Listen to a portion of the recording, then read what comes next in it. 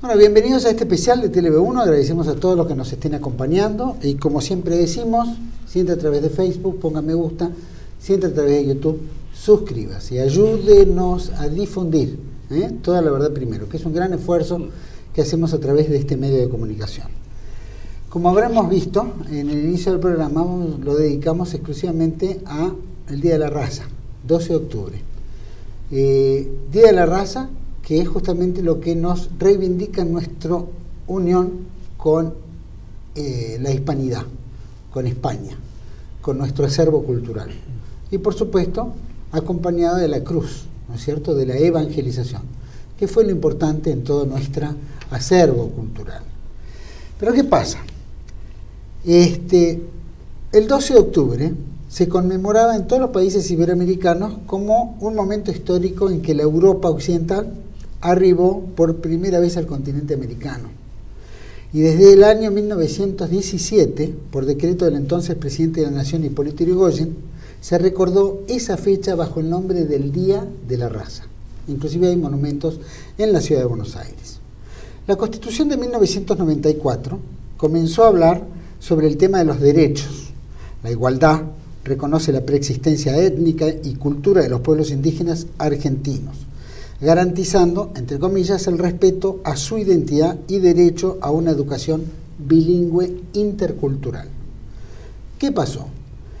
En el año 2007, el Instituto Nacional contra la Discriminación, la Xenofobia y el Racismo, el INADI, que hemos hecho un programa aquí con Cristian Rodrigo sobre el INADI como policía del pensamiento, presentó un proyecto, el INADI. Recordemos que el INADI es fundado por la DAIA, la Delegación de Asociaciones Israelitas Argentinas. Presentó un proyecto por el cual se proponía cambiar la denominación de esa fecha del Día de la Raza por el Día de la Diversidad Cultural o Día del Respeto a la Diversidad Cultural. Esta iniciativa llevó un decreto número 1584 del 2010 emitido por la presidenta Cristina Fernández de Kirchner.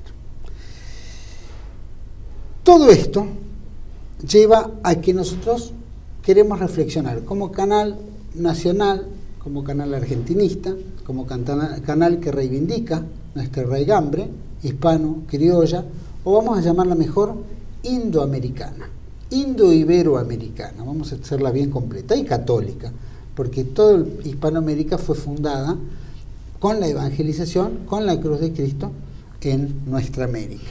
Y eso fue lo que dio la fundación y la función del ser americano. Vamos a tocar este temita, que es un poquito urticante, pero que merece que lo toquemos por lo menos en unos pocos minutos. Y para mí es un placer presentarlo a Patricio Lons, periodista y investigador cultural, investigador histórico, llamémoslo, y experto en la hispanidad. Así que gracias, Patricio, por estar aquí conmigo. Gracias por invitarme, y es un gusto nuevamente estar acá en TLV1. Pero para nosotros es un placer tenerte. Y quisiera que me digas, Patricio, entre todos estos cambios que hemos mencionado directamente, inclusive el Ministerio de Desarrollo Social, ¿no?, invita a reflexionar y nos hace reflexionar como si fuéramos culpables de algo pasado, como si estos casi 522 aniversario del descubrimiento de América fue denostado del mundo indígena. Bueno, la dirigencia política nuestra, me parece, le gusta crear un sentimiento culposo a todos los argentinos. En España ocurre lo mismo. Sobre todo es muy fuerte después de la Guerra de Malvinas. La idea es que no sintamos orgullo de nada, que aborrezcamos nuestra historia, que nos sintamos culpables de cosas que no somos culpables. Pero fíjate que nunca se destacan nuestros logros, nuestras glorias, que son muchas, ahora son muchísimas. Sobre eso se tapa. Pregúntale hoy a un abogado de 30 años que te hable de las invasiones inglesas. No tiene la más remota idea. Te mezcla las invasiones inglesas de 1806 y 7 con la guerra de Malvinas, con el golpe de Estado, hace una mezcla y resulta que parece que Galtier estuvo en 1806 y Liniers en 1982 y nadie sabe nada. Que Juan Manuel de Rosas era nazi. También, que era nazi y que hizo el golpe del 76, que tampoco era nazi. Bueno, y mezclan todo y hacen una buena ensalada. Con lo cual se destruye. ¿Del progresismo? Y sí, porque se destruye el pensamiento. hay un no pensamiento, hay un vacío de inteligencia. Irigoyen es muy claro, él rescata esa fecha y se convierte en la fecha de asunción de mando presidencial. Irigoyen rescata todos los valores de la hispanidad. Pero en el fondo somos eso. Entonces, y Perón lo continúa. Perón tiene un discurso excelente sobre la hispanidad. Y cuando se habla del Día de la Raza, que ahora lamentablemente se cree que es un concepto racialista, moderno, genético, y no tiene nada que ver con eso. Perón hace referencia a la estirpe. Esa estirpe fundadora, adelantada, que fue capaz de llevar una civilización por todo el mundo. Porque, a ver, hay que largarse en 1492 a la tierra incógnita, al mar incógnito. Se suponía que iban a llegar a Asia, pero nadie tenía muy claro nada. Se supone que Colón tenía algunos mapas escondidos y demás, pero en el fondo eran todas presunciones. De hecho, Colón llega a América y se suponía que había llegado a las Indias. Y él haciendo mediciones, cuando vuelve, que el hermano le pregunta, pero ¿cuál es tu angustia? Que creen que llegué a las Indias y creo que me topé con otra cosa en el medio. Entonces es hasta varios años después, cuando se logra llegar a los mares del sur, o sea, al Pacífico, que se crea el reino de Darién y demás, que se dan cuenta que era un continente en el medio. Pero había muchísimas dudas al respecto. Entonces, cuando me hablan en la Constitución de 1994, el tema de la ley que es el Día de la Diversidad Cultural y demás, tratando de denostar el carácter hispano-católico que nos fundó, es una manera de denostar toda nuestra tradición. Lamentablemente los legisladores nuestros no investigan ni consultan investigadores ni historiadores serios, que Argentina los tiene y muchos, ¿no? Se comen, como digo yo, un pan Felipe, hacen historia de las piñas, porque en realidad pecan de ignorantes. Yo creo que si tomas un examen de historia argentina y hispanoamericana en el Congreso de la Nación, entre diputados y senadores, salen con -4 de calificación. Vos sabés que no encontrás legisladores intelectuales que vos digas, pero mirá qué hombre. Son cada vez hay más ignorancia. Ignorancia en el mundo político, especialmente de legisladores, y por supuesto una gran ignorancia en el mundo de los medios de comunicación. Los periodistas, por lo menos antes, eran investigadores. Hoy los periodistas chapucean de acuerdo a las órdenes que le manda el mandante o la corporación que tiene el turno, sea del Estado o sea privada, ¿no?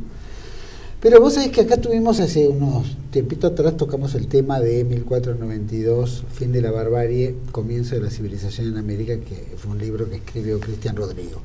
Y después también estuvo es excelente. Claro, excelente. Y también estuvo el padre Olivera, que escribió otro libro que se llama No te la cuenten, que hablan de las leyendas negras de América, especialmente los españoles, porque acá hay una tendencia moderna, como bien dijiste, entre el progresismo y todo, que hay que denostar todo lo hispano, ¿no? Todo lo que venga de nuestra raigambre. Inclusive España ya está autoflagelándose de su propio... España está en un estado de suicidio enloquecido. Sí, es tremendo. Pero bueno, nos contaba Cristian de lo que fue, qué es lo que se encontraron los españoles en América. No digo exactamente Colón, porque creo que no encontró en las islas del Caribe tanta hostilidad. Encontró alguna tribu ahí, pero... No había hostilidad. Pero sí, cuando tocan América es otro calibre. Cuando ya entran en México y perciben todo este fin, ¿no es cierto?, de una era azteca, maya, ¿no es cierto?, muy difícil, donde en pocos años podían llegar a, según las investigaciones de Cristian, iban a autoeliminarse.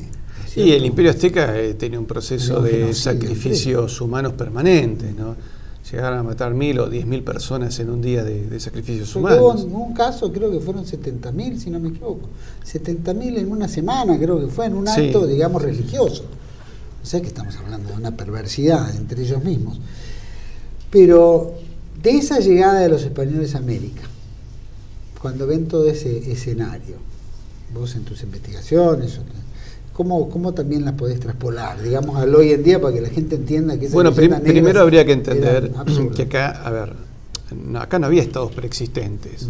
No es que vino una España que todavía no existía como tal y que invadió un país. Es decir, América no es Irak invadido por Estados Unidos o Polonia invadida por la Unión Soviética. es otra realidad. Acá había centenares de tribus dispersas. Se calcula que llegó a haber 500 lenguas. Y esas lenguas eran ágrafas, no sabían escribir sus propias lenguas. Entonces, esas lenguas pasan a papel escrito gracias a las congregaciones religiosas, sobre todo los franciscanos, los dominicos, luego los jesuitas, son los que empiezan a crear los diccionarios de todas esas lenguas. Y a su vez, esas lenguas representaban a distintos pueblos que estaban enfrentados entre sí. Entonces, acá no había una política homogénea. Y España lo que hizo fue darles un carácter homogéneo que les permitió a todas esas tribus empezar a entenderse, a compartir. Y se empieza a crear, y a mezclarse y a unirse. De hecho, España se mezcla con el nativo, ¿no es cierto? Entonces, no es que hubo acá genocidios. Es cierto que a veces, cuando hay dos pueblos que se unen, a veces hay enfermedades que se transmiten, y eso sí, por supuesto, provocó. Pero, por ejemplo, a veces en Puerto Rico se decía que había desaparecido una tribu, lo de los taínos. Los taínos habían casi desaparecido porque 9 de cada 10 hombres habían muerto en guerras con otros indios. Entonces quedaban 9 mujeres libres que se casaban con españoles. Entonces se fueron mezclando y quedan muy pocos taínos. Creo que queda una minoría en Cuba y una minoría en Puerto Rico. Pero eso no fue un genocidio, fue una situación natural. A ver, como en España, ¿quién tiene sangre visigótica pura? Los pueblos se unen. Digamos, hoy, ¿qué tendríamos que hacer? ¿Denostar a los aztecas, a los mayas o de repente a los incas? No, hay que entender cómo eran. Y evidentemente España logra no solo civilizar, sino que nos permitió un idioma común y una religión común para todo el continente. Y eso evitó muchísimas guerras. Porque si vos te fijas, cuando termina la Edad Media, se empiezan a crear los estados nacionales en Europa. Se crean a partir de los idiomas. Es decir, cuando desaparece el Imperio Romano, las lenguas cercanas, más latinizadas, empiezan a tomar carácter propio. Entonces el francés toma carácter propio, el rumano, el portugués, el español y el italiano. Y las lenguas más alejadas del imperio vuelven a sus lenguas nativas, las lenguas sajonas, que por eso son más pobres. No hay muchos filósofos de noruego, ¿no es cierto? Son lenguas mucho más endebles. Las lenguas del pensamiento, por lo general, han sido las lenguas derivadas del latín. Lo cual ha llevado también a tantos enfrentamientos. En cambio, en América no. Fíjate que hubo pocas guerras entre nosotros. Y las guerras han sido incentivadas muchas veces de afuera. La guerra entre Bolivia y Paraguay fue un tema de petróleo. Las guerras entre Bolivia, Perú y Chile también, por el tema del guano. Pero no hubo grandes enfrentamientos. Hemos tenido una mayor unidad. Y de hecho, ¿qué diferencias hay entre no hubiéramos mantenido toda la geografía hispano-criolla de una misma lengua en toda América, prácticamente? Claro. Fíjate, por eso, fíjate que se ha buscado la destrucción de nuestra identidad. Me acuerdo que Roosevelt, creo que decía, el presidente norteamericano, creo que todo Roosevelt que estuvo acá, dijo: hay que impedir que la Argentina y toda América se mantenga unida, y para destruir la unidad hay que destruir la identidad católica. Entonces, de ahí que la cantidad de sectas que vienen de Estados Unidos. Por eso a veces yo no entiendo cómo a veces un argentino bien criollo, porque si es un argentino que es hijo de alemanes o hijo de ingleses, que bueno, sea anglicano, sea luterano, lo entiendo. Pero hay argentinos puramente criollos que se meten en una secta evangelista. Eso es lo más antinacional que pueden hacer, porque directamente se va en contra de la identidad nacional. Y la religión no es una religión. A ver, acá hay otro error, ¿no? La Constitución de 1853 planteaba la evangelización de los pueblos aborígenes. Y uno decía: ¿por qué hay que hacerlo? El catolicismo no es la religión de los blancos europeos. Sí es cierto que la población blanca, europea, católica, construye Occidente, pero ahora viene de Medio Oriente. Claro. Yo presumo que los primeros apóstoles serían personas con la piel típica de los pueblos de Medio Oriente, que no son blancos. Entonces hay mucho de ideología en todo este tipo de situación.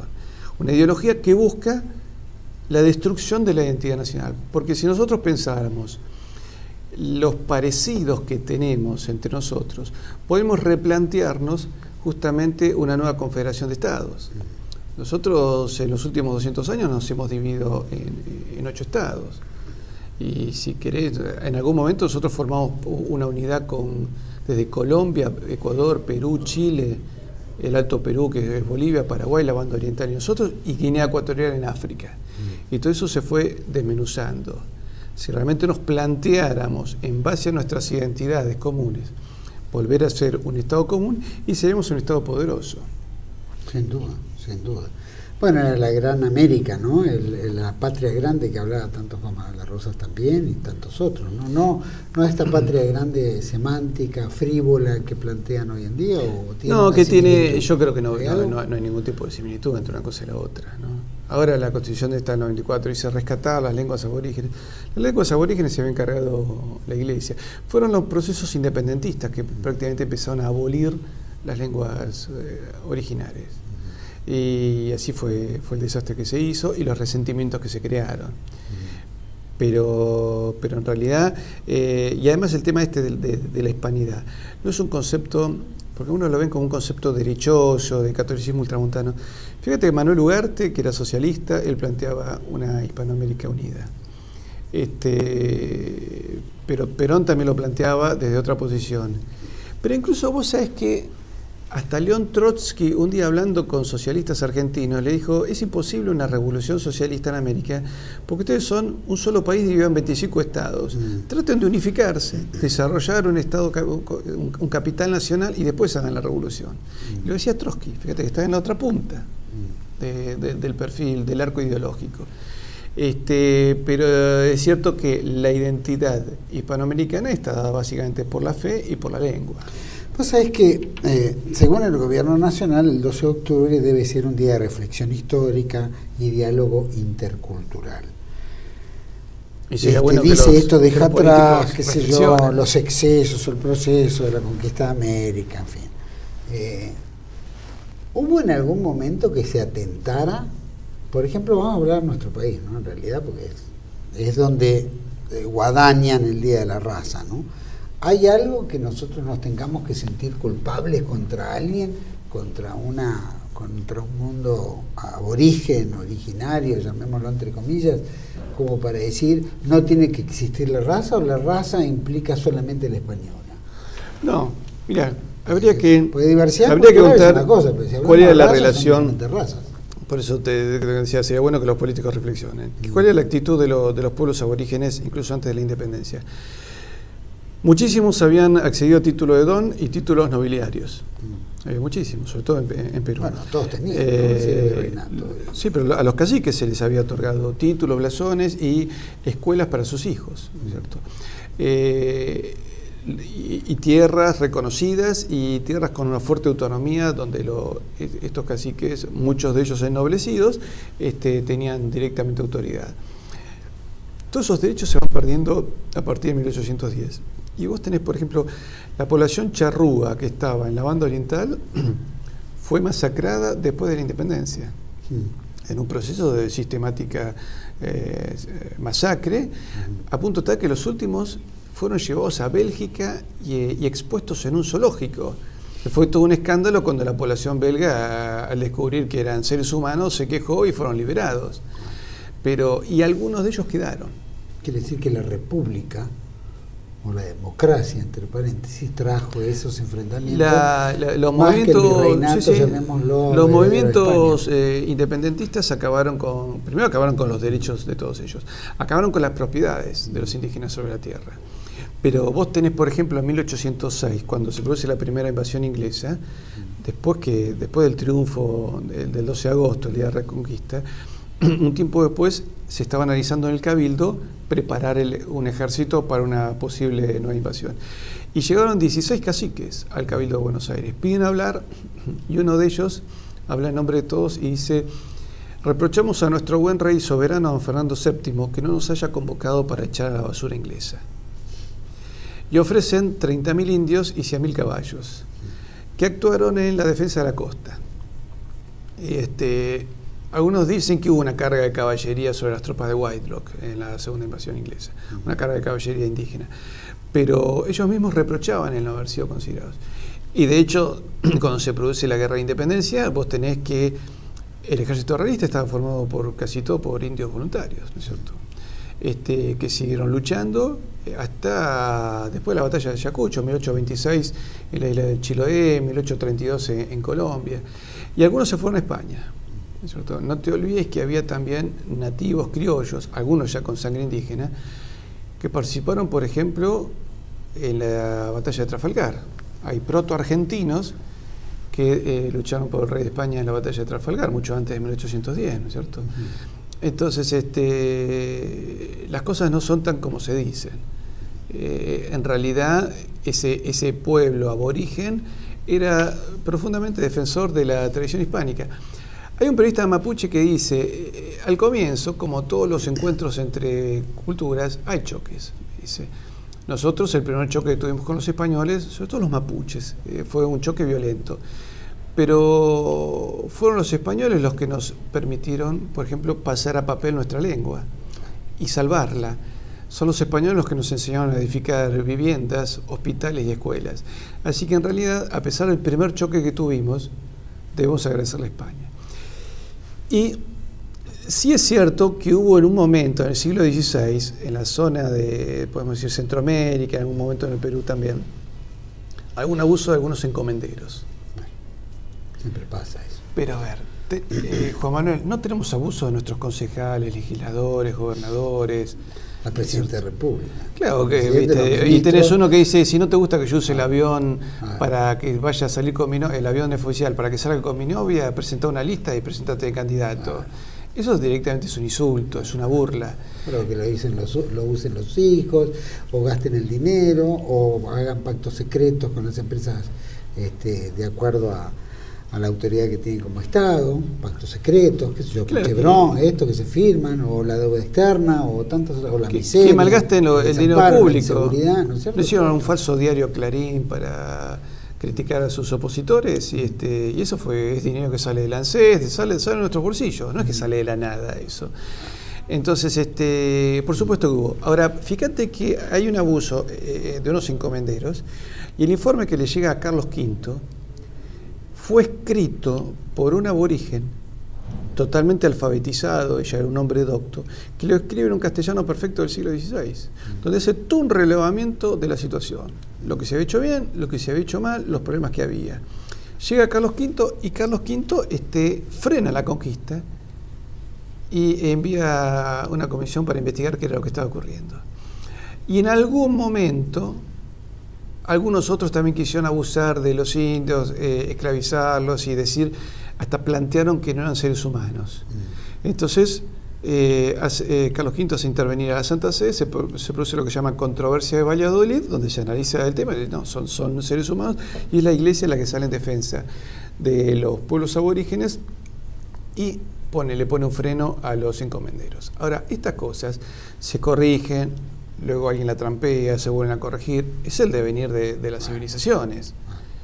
Además, no te olvides que los reyes, por ejemplo, Isabel la Católica, su testamento es fantástico en defensa de los pueblos de América, pero muchas veces era traicionada por funcionarios. Eso ocurría. Eso es inevitable también, aparte de la distancia, la comunicación, hasta que llegaban ¿no es cierto? Los mensajes, si en una empresa, al presidente de una empresa le hace una trampa a un empleado subalterno, y es una empresa, ¿no es cierto? En un Estado todavía hoy, a pesar de que el presidente puede levantar el teléfono y llamar hacer conferencia con 4 gobernadores si quiere, y ocurren trampas en niveles intermedios, te imaginas que en el siglo XVI las cosas ocurrían. Mucho más. Vamos a ir a un pequeño corte, vamos a seguir con Patricio Alonso y ver también esta disparidad, si el mundo hispano, que tanto está obsesionado el progresismo kirchnerista hoy en día en la Argentina, tiene similitudes con el mundo portugués, porque son tratamientos con el aborigen, creo que bastante distantes. Vamos a hacer un pequeño corte y volvemos enseguida.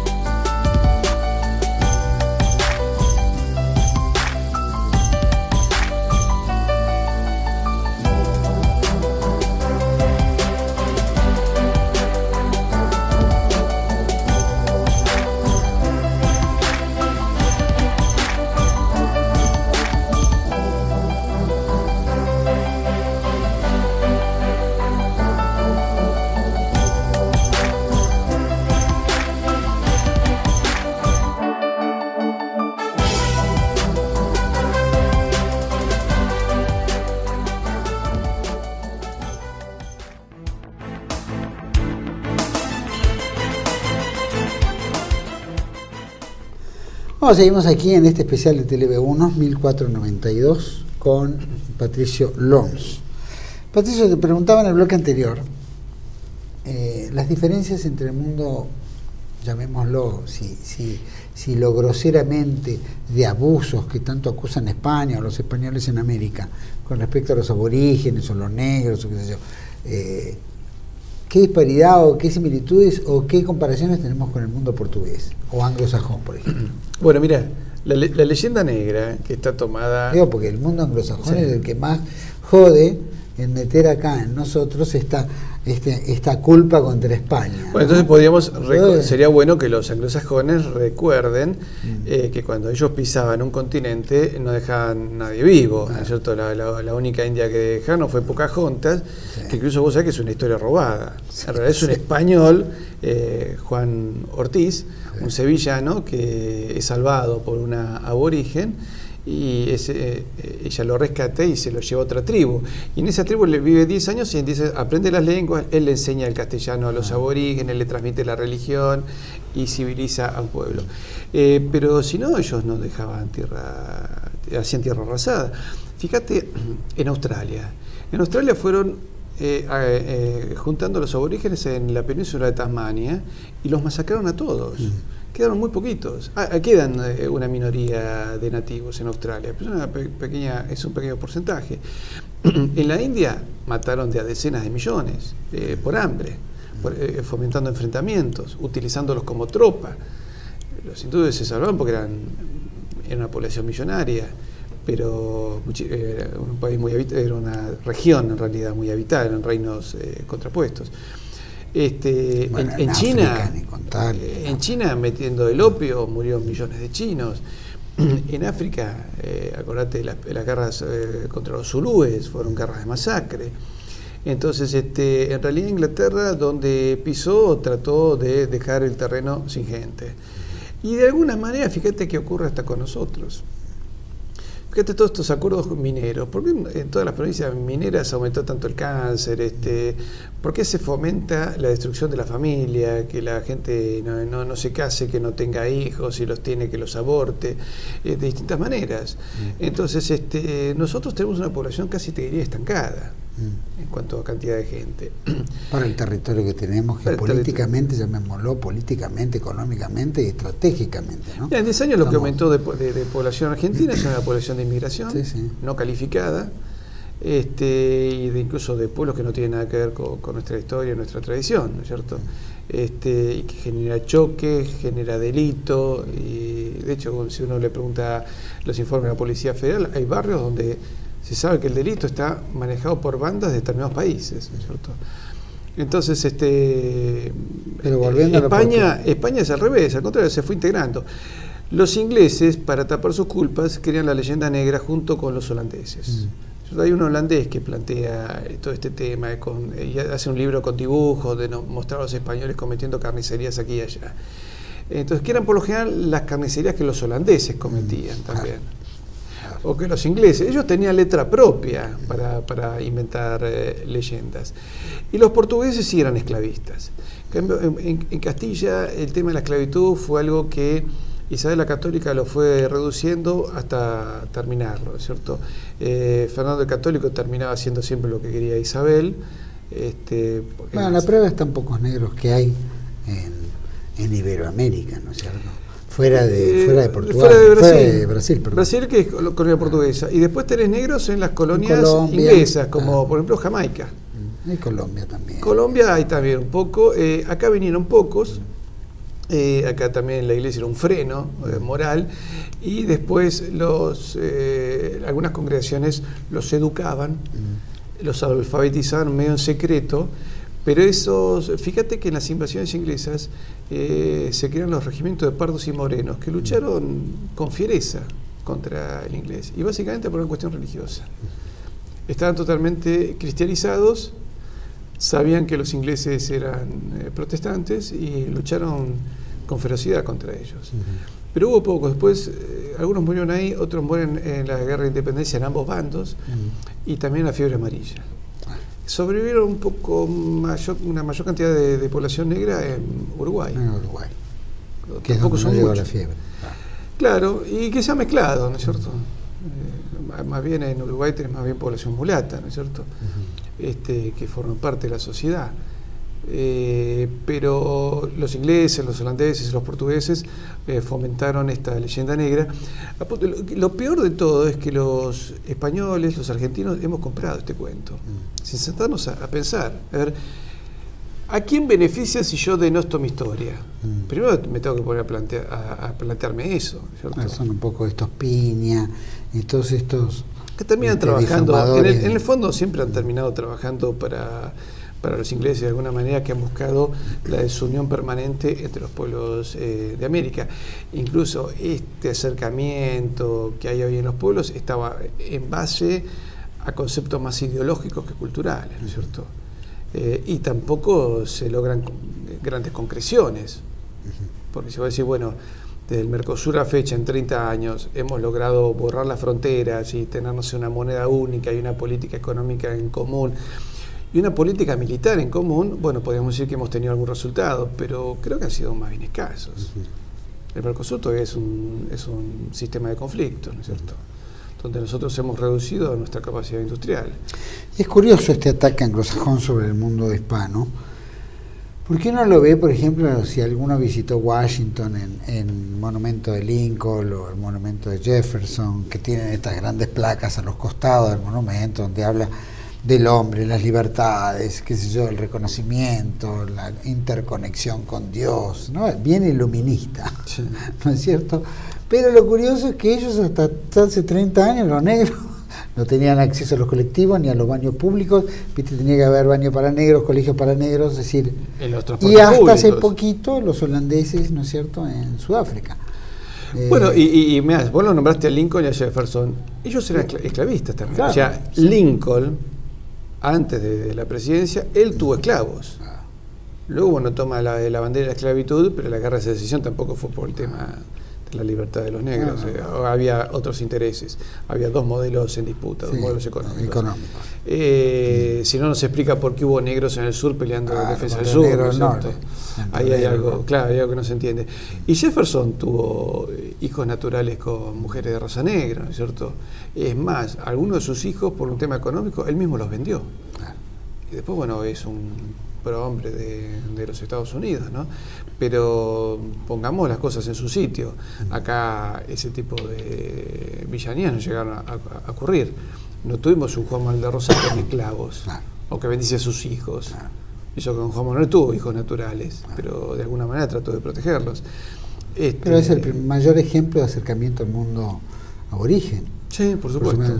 Sus campañas al desierto, y mira que la campaña del desierto de Rosa fue al mundo civilizado. Fue brava, pero la vacunación antivariólica, se vacunaban los indios, se vacunaba, se enseñaba a trabajar la tierra, se le enseñó a comer vacas porque comía caballos, se le enseñó a prever porque comían, el mundo aborigen reservaba su comida en el día. Después salía a cazar, de acuerdo a la necesidad del hambre que tenía, como los animales. Entonces, se gesta toda una cuestión de prevención. Y de alguna manera se lo incorpora al mundo del trabajo, para que puedan trabajar su tierra, producir, es decir, ocuparse en algo sin tener que atacar a otros. Bueno, y vos sabés que lo que hace Rosas es el concepto castellano de los pueblos. Porque el liberalismo tiene un concepto, es el pueblo. El pueblo es como una entelequia que tiene que votarme a mí, que soy, parece ser que soy el único iluminado y que le dice todo lo que tienen que hacer. En cambio, los pueblos era el concepto castellano, por lo cual había que respetar las características de cada lugar. Y Rosas lo hacía con los aborígenes, de que luego terminaron en buenas relaciones. ¿No es cierto? Lo protegían, ¿no? Protegían todo el saqueo que hacían o los malones que atacaban las estancias. Claro. Por eso fíjate que a ver, el Imperio Español como tal no existió nunca. Lo que existía era la cristiandad hispánica, que iba creando reinos. Por eso tenías el reino de Chile, el reino argentino, en la recopilación de las leyes de Indias, que lo hace un potoseño, habla de mi patria argentina, cuando era un concepto que se suponía que era nada más que para la gente de Buenos Aires, ¿te acuerdas? Era un nombre para una región. Los porteños eran los argentinos, pero fue un nombre que de alguna manera también se toma al interior. Y los distintos pueblos de América eran distintos reinos. Tenés el reino de Quito, el reino de Perú, de que incluso cuando Felipe V es coronado rey de España, los peruanos lo coronan como 22º emperador del Perú. Entonces, todos estos reinos tenían sus autonomías y respetaban sus características, porque además no te olvides que el Imperio Español era transversal de norte a sur. Entonces iba cambiando de clima, de flora, de fauna, y se tiene que ir adaptando. Y además lo impulsaba el espíritu evangelizador. Es cierto, a ver, los encomenderos, las personas que digamos, o incluso los adelantados, venían con intenciones pecuniarias, obviamente, de conquistar riquezas, pero no podían escapar al carácter cristiano civilizador. Mira, una guerra común, la gente que escapa de la guerra, escapa por desesperación, pero también escapa por una mejor vida, es decir, una prosperidad, por tranquilidad. Nadie se mueve de un lugar a otro si es próspero en un lugar. Se traslada si no hay prosperidad y trata de buscar la prosperidad. Acá es un ejemplo permanente. Los argentinos nos hemos materializado, nos importa ahora más la plata, nos importa más saber cuánto tenemos, qué tenemos, lo material, que lo que era lo espiritual, que era lo que más predominaba, por lo menos en parte de nuestra cultura. Y esto sí fue variando, esto sí fue cambiando, y es un poco lo que vos planteás acá. Había otro espíritu, un espíritu evangelizador, más allá de ver si había oro, plata o riquezas, ¿no? Sí, por supuesto. Ahora, y de hecho, además por ejemplo, cuando se habla del tema del oro y la plata, vos sabés que toda la cantidad de metales que se fueron de América a España en 3 siglos, es decir, el equivalente de toda América a la producción de un año de la minería peruana. Y además, eso volvía en elementos. Es decir, vos pensás que los aborígenes pasaron de tardar 40 días para sembrar una hectárea a tardar un solo día. Entonces, a los indios les decía a los españoles: ¿te gusta el oro? Sí, pero yo quiero asadones, quiero arados, quiero herraduras, quiero caballos. Entonces, con el oro, que para el indio no tenía ningún valor económico, adquirían los bienes que sí tenían un valor concreto, un valor de producción. Entonces, España en esos 3 siglos fue creando también cultura y universidades. Pues fíjate, cuando España se va de acá, dejó 25 universidades fundadas.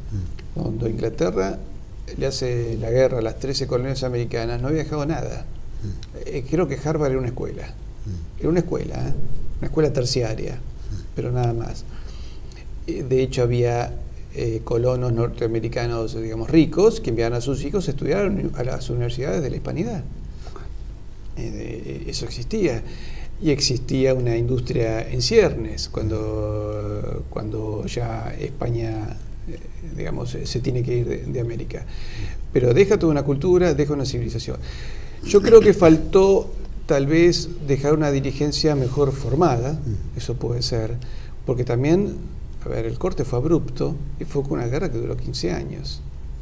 Una guerra que en algunos lugares, por ejemplo, no fue pedida. Los peruanos nunca habían pedido la independencia. La independencia se la lleva la flota de Lord Cochrane, ¿no? la flota británica, con todos los análisis que podíamos hacer sobre eso. Pero a los pueblos también del Caribe, es el ejército del general Rooke, un general inglés, con casi 8.000 hombres y una flota inglesa, armamento inglés y financiamiento inglés, bajo el mando de Bolívar. Pero en realidad es Inglaterra la que opera en la destrucción de nuestra nacionalidad. Pero en su momento había una unidad muy concreta. Vos pensás que incluso al comienzo de nuestra historia independiente, los próceres eran intercambiables. Hubo jefes de Estado chilenos que eran de origen peruano. Peleaban acá, iban a otro lado. Uno de ellos, creo, Bello, que fue una figura política en Chile, era caraqueño, ¿no es cierto? Cornelio Saavedra era alto peruano, también que era alto peruano en aquel momento y con nosotros formamos un solo estado. Pero hubo un famoso gobernador de Salta que era montevideano, porque adheríamos a un espíritu de una misma civilización. Bueno, no se podía distinguir un sector del otro porque éramos todos un mismo sector. Éramos hijos, ¿sabes qué? De esa magna cristiandad europea que luego se crea la cristiandad hispánica. Y esa cristiandad hispánica es la que nos trae a nosotros un salto del neolítico a la edad moderna. Vos pensás que en el 1500, 1600, 1800 los indios todavía vivían en taperas y Roma en el siglo I había creado las termas de Caracalla. Entonces había un trasvasamiento cultural.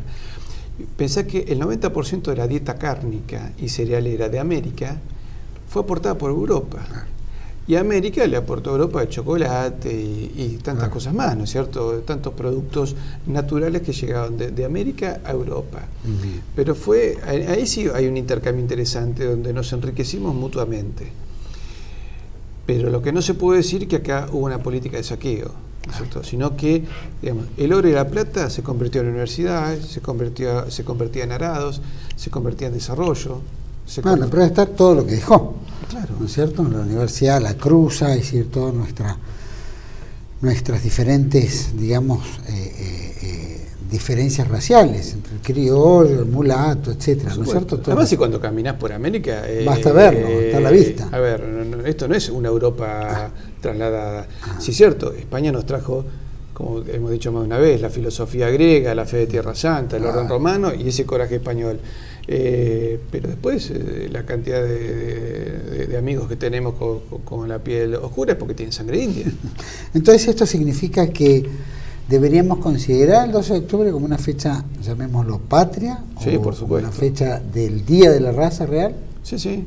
De la raza, que es ese concepto de estirpe, ¿no? Ese espíritu civilizador. Por eso cuando algunos decían que había que sacar el momento Colón porque era un prócer extranjero, pero eso es una burrada que hasta da vergüenza repetirla. Es decir, aparte fue vergonzoso, ¿no? Pero por supuesto, nuestros ancestros, por ejemplo, los que tienen ancestros europeos, no hubiesen tenido un continente donde refugiarse. ¿Cuántos que tienen sangre europea que vienen de abuelos, tatarabuelos, que vienen escapando de una guerra, de persecuciones y demás? Si Colón no hubiese traído la Cruz América.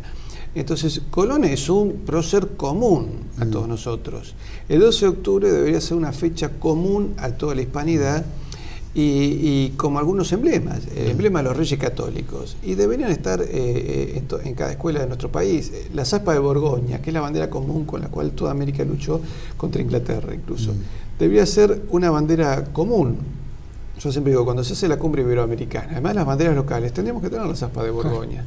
Y no como algún periodista dijo en el acto del 12 de octubre, había portado la bandera de los Reyes Católicos y dijo, vimos unas banderas raras. Puedo decir que la bandera de los Reyes Católicos, el estandarte de los Reyes Católicos es una bandera rara. Pero bueno, realmente lo que pasa es que se ha perdido. Hay una falta de cultura en los periodistas que da vergüenza. Perdido el contacto en eso. Decime una cosa, como última pregunta. Sabiendo que la Raya es fundadora del INADI y INADI es la creadora de romper con la tradición del 12 de octubre del Día de la Raza y transformarla en la diversidad cultural, yo te pregunto, ¿esta cuestión hispánica atenta contra, digamos, la comunidad judía, contra las mujeres, los homosexuales? Es decir, de lo que representa el INADI. ¿No Yo creo que el 12 de octubre puede atentar contra el que tenga ganas de sentirse atentado, pero a ver, el médico de Isabel la Católica, un médico judío que la ayudó a alumbrar sus 5 hijos, ¿no es cierto? Incluso a Juana, que es la madre de Carlos I, que sería el emperador de la hispanidad. Entonces, que ella le ofrece quedarse cuando se produce la expulsión. Pero ¿cómo deberíamos tomar nosotros esto? Me parece de que no nos ofende que un X grupo, colectividad, que ni siquiera es la colectividad, son, ¿no es cierto?, la delegación de asociaciones israelitas en la Argentina. Incluso ¿Qué tiene que ver ellos, aparte los pro-ingleses y qué sé yo, que siempre están, ¿no es cierto?, como los mapuches, que tienen oficina en Londres y tantos otros? Que tentan contra nuestra cultura, nuestra fe, nuestra espiritualidad, contra nuestra raigambre, contra nuestro territorio, ¿no? Es como medio violento. Mira, yo lo que le contestaría a todos es, primero que es una fecha común a toda América, no tiene por qué nadie sentirse afectado. Creo que buena parte de los judíos argentinos, cuyos abuelos vinieron escapando de situaciones terribles en Europa, han tenido un continente justamente gracias a España. Les han dado la oportunidad y han hecho mucho dinero también acá, ¿no? Tendríamos que acusarlos que son tan criminales como los españoles que vienen a buscar el oro. En la guerra de Malvinas hay veteranos, soldados veteranos que son de religión judía. Así que yo creo que, como decía Evita, la leyenda negra fue una leyenda que se escribió para engañarnos. Y se engaña el que quiere ser engañado. es cierto? Si uno tiene ganas de menospreciarse, bueno, es problema de cada uno. Pero me parece que tenemos que ver en esto una gran gesta, que por supuesto tuvo sus grises, sus sombras, como lo tiene, a ver, todo gran desarrollo humano. Pero, digamos, la gran gesta de la humanidad fue el descubrir un continente y unir al mundo, porque el mundo era inconexo antes de 1492, antes de la gesta de Hernando de Magallanes y Sebastián Elcano, no se conocía. Y España civilizó, unió al mundo, llevó una moneda que dio prosperidad a todo el mundo. Acuérdate que la moneda americana llegaba hasta llegaba hasta Asia. Filipinas, China, Japón, circulaba la moneda, el real de A8, ¿no es cierto? Que ese es el motivo por el cual nos destruyeron y por el cual nos siguen destruyendo, porque ¿sabes qué? Nosotros en el fondo somos un mercado común, el mercado común iberoamericano, somos 700 millones de personas. Si empezamos a pensar en nosotros, primero, el 95% de lo que necesitamos lo podríamos comerciar entre nosotros, ¿no es cierto? Sin necesidad de monedas extranjeras, de divisas y demás. Y terminaríamos acercando nuestros valores monetarios y podríamos tener acciones en común. Yo siempre digo, hasta tenemos que tener equipos en común.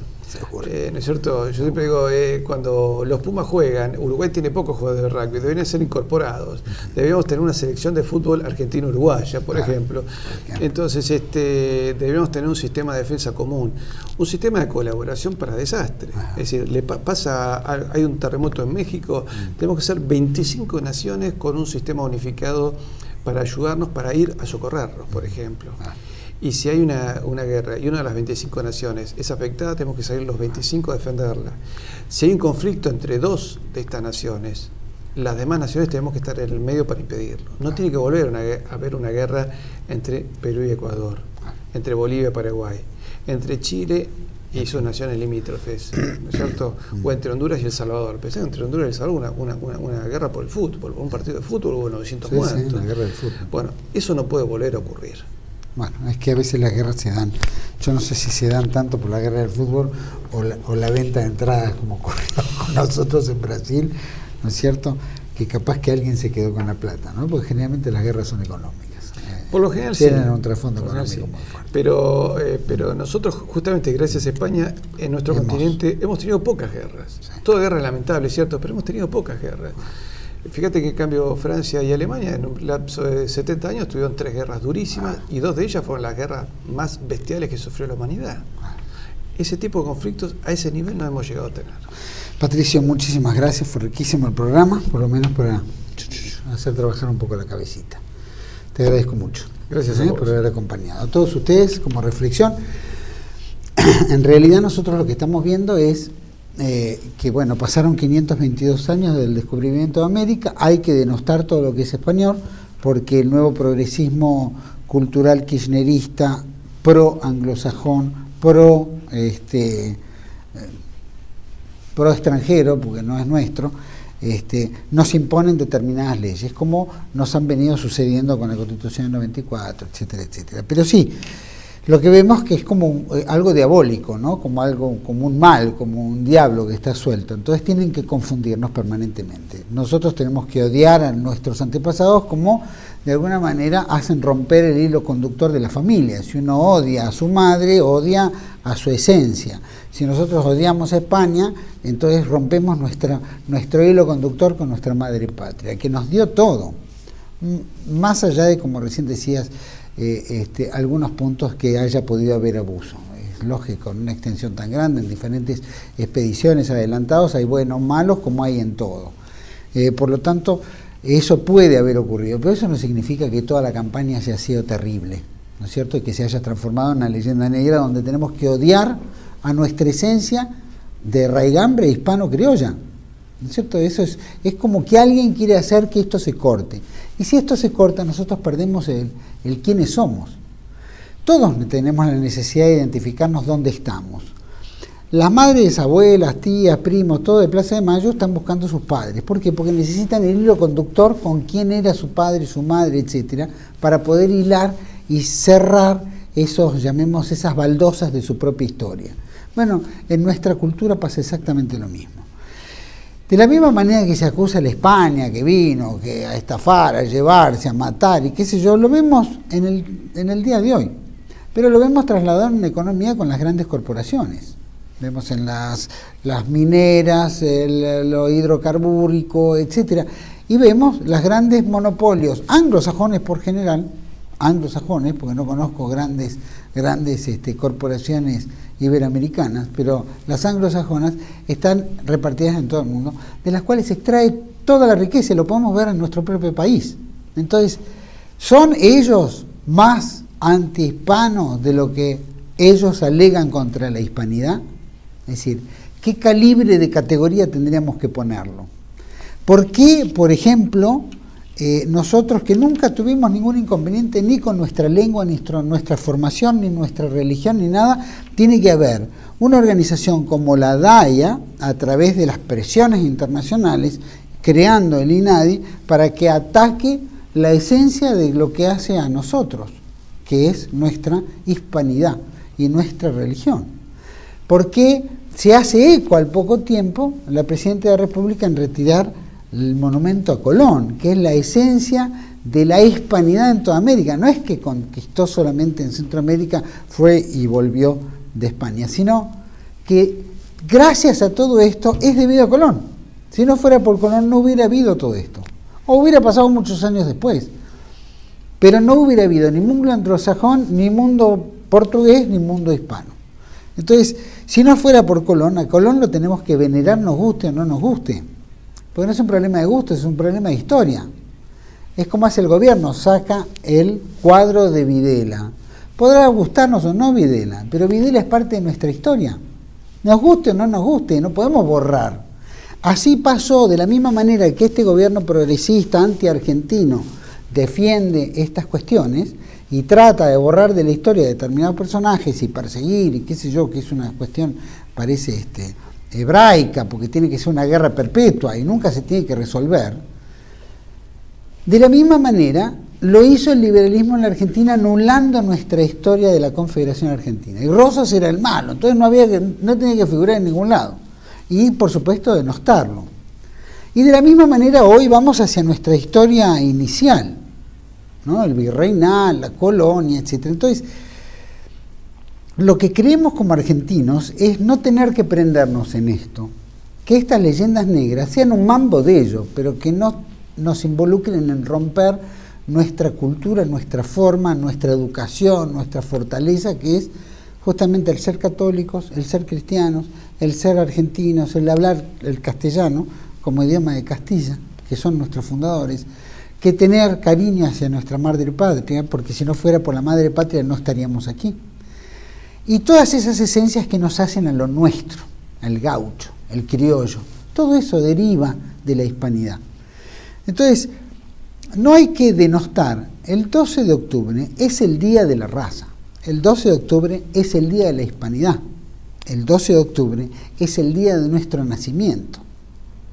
Como hombres, como criollos, como lengua y como Cristo, como cristianos.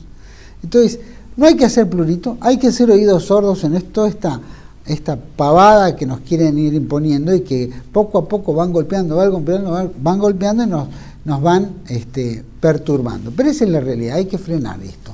Y hay que empezar a pensar que nuestra historia no nació en la llegada de Néstor Kirchner y Cristina Kirchner al poder. Llevamos casi 500 años de historia. Entonces, en esos 500 años de historia tenemos que honrarla, ¿no? De todas las maneras que sea, porque ha sido nuestra esencia. Espero que esto colabore. Ojalá que tengamos muchos mensajes, por supuesto, en críticas y no críticas, pero sí en las realidades que estamos enfrentando hoy. Nuestro deber es decir toda la verdad. Y si podemos decir toda la verdad primero, mejor todavía, porque esa es la forma de poder generar este contacto con todos ustedes. Les agradezco por habernos acompañado, agradezco a Patricio Alonso que me ha acompañado en este programa y que lo ha desarrollado él tan bien, pues yo soy más preguntón, pero para mí me ha enriquecido mucho también y ha solidificado lo que en realidad somos, nacionalistas, católicos, y que eso es lo que tenemos que fomentar. Les agradezco por todos por habernos acompañado y vamos a cerrar algo con este fragmento, este testamento de Isabel la Católica, que justamente el mundo hebraico, llamémoslo, presiona para que no se santifique. Justamente Isabel la Católica, la Santa Isabel la Católica. Este es el testamento, lo dejamos con ellos. Les agradezco por habernos acompañado y los esperamos en otro ciclo de los especiales de TLV1. Chao, muchas gracias.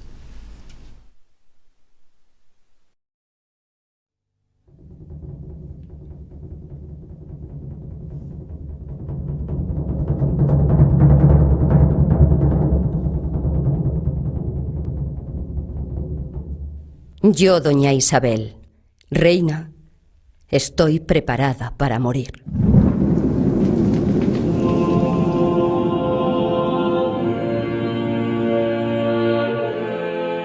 Estando enferma de mi cuerpo de la enfermedad que Dios me quiso dar, creyendo y confesando firmemente todo lo que la Santa Madre Iglesia Católica de Roma cree, confiesa y predica, recibo la muerte como un don singular y excelente de la mano del Señor. Y después de vivir y morir en esta santa fe católica, proclamo mi carta de testamento y postrimera voluntad. Me encomiendo en manos de nuestro Señor Jesucristo y de su eterno Padre, al cual confieso y reconozco que me debo toda, por los muchos e inmensos beneficios, generales y particulares, que yo, indigna y pecadora, he recibido, los cuales sé que no basta mi flaca fuerza para agradecerlos, ni como el menor de ellos merece. Y pido de manera especial que intervenga por mí el Arcángel San Miguel, el cual quiera mi alma recibir, amparar y defender de aquella bestia cruel y antigua serpiente que me querrá tragar, y no me desampare, hasta que por la misericordia de nuestro Señor sea colocada en aquella gloria para la que fue criada.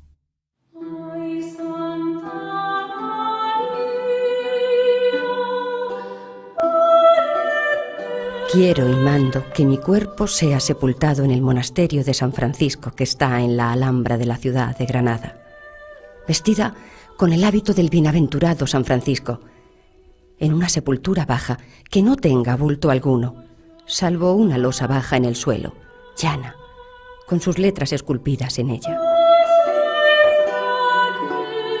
Quiero y mando que ninguno vista luto por mí, y que las exequias que se hicieran por mí se hagan llanamente y sin demasías. Mando que se dé limosna para casar doncellas jóvenes y para que otras puedan entrar en religión. Que sean vestidos 200 pobres y que se rediman 200 cautivos que estuvieran en poder de infieles.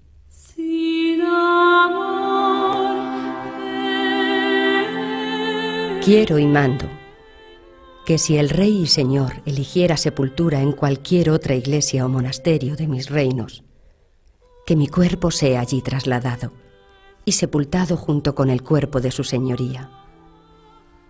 Porque el ayuntamiento que tuvimos viviendo y que nuestras ánimas espero que sigan teniendo en el cielo, según la misericordia de Dios, lo tengan y representen nuestros cuerpos en el suelo.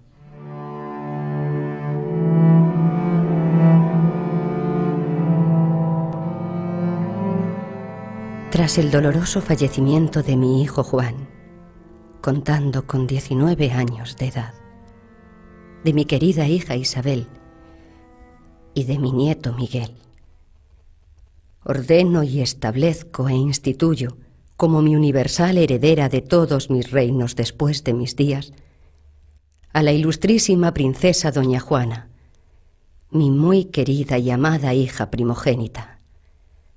Y cuando Dios me lleve, sea nombrada reina.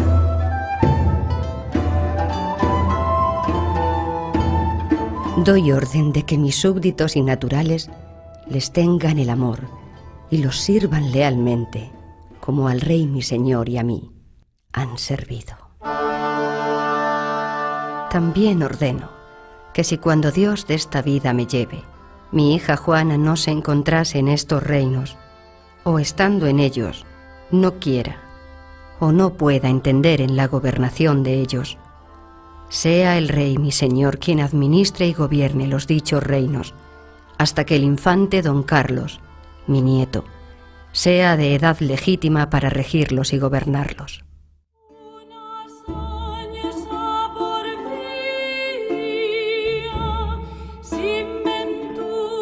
Ruego y mando a la dicha princesa mi hija y al dicho príncipe su marido, que como católicos príncipes tengan mucho cuidado de la honra de Dios y de su santa fe, velando y procurando la guarda y defensa y ensalzamiento de ella, y que no cesen en la conquista de África y de pugnar por la fe contra los infieles, y que siempre favorezcan mucho las cosas de la Santa Inquisición contra la herética bravidad. Deseo que los príncipes miren mucho por la conservación del patrimonio de la corona real y tengan mucho cuidado de la buena gobernación, paz y sosiego de mis reinos, y sean muy benignos y muy humanos con sus súbditos y naturales, y los traten y los hagan tratar bien, y hagan poner mucha diligencia en la administración de la justicia, haciéndola administrar a todos igualmente, así a los chicos como a los grandes, sin excepción, poniendo para ello buenos y suficientes ministros. Pues he sido informada de que algunos grandes y caballeros de mis reinos impedían a los vecinos y moradores de sus tierras que apelasen ante nuestras chancillerías, como estaban obligados, por lo que tales personas no alcanzaban cumplimiento de justicia, y este es un derecho inabdicable e imprescriptible que no se puede apartar ni alienar de la corona real. Ordeno a mis sucesores examinar si las rentas de las alcabalas son de calidad y si se podrían perpetuar y llevar adelante justamente y con buena conciencia, de manera que estas y otras rentas reales se cobren y recauden sin que mis súbditos y naturales sean fatigados, ni reciban vejaciones ni molestias. Encargo a mis herederos que se hagan juntar un prelado de ciencia y conciencia con personas doctas y sabios experimentados en derecho para que vean las dichas leyes del fuero y las compilen en un cuerpo más breve.